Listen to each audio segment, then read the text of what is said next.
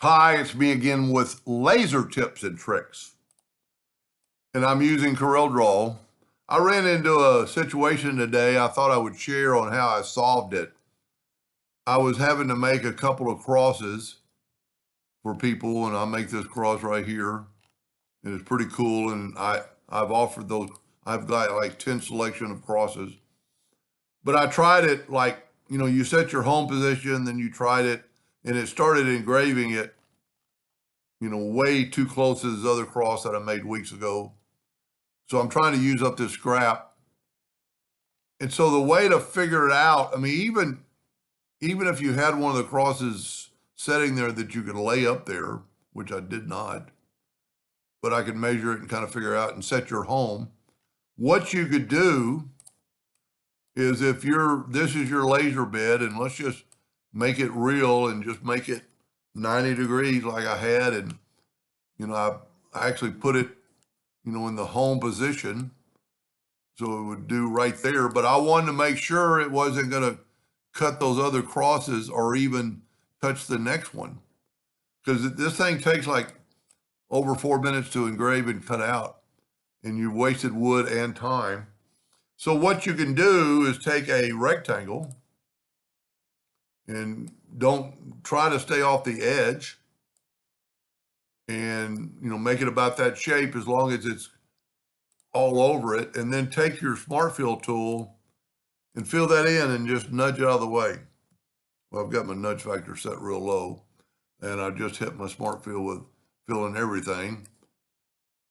Let's set the nudge factor on like 6 inches, and let's nudge this down.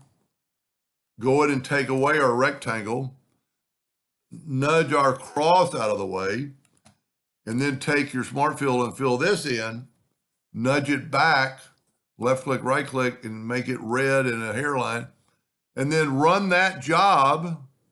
See, this is all cut lines, and run that job, and it will, I still have the smart fill tool in my hand. It'll put that shape, and that it's going to fit in that wood.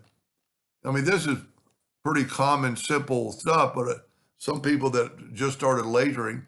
So this is if you have a red dot pointer, and all epilogues have a red dot pointer, and I think most lasers do today.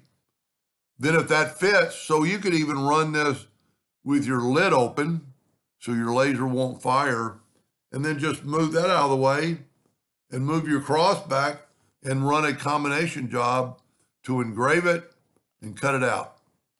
And then you could actually do the same thing for the next cross that you're going to put here. Just use that same, butt it up against there, and run them both at the same time. And it saves wood, but it also saves a lot of time. Because if I would have let this run, you can see where it started engraving, it would have cut below the other, and I would have wasted 4 or 5 minutes.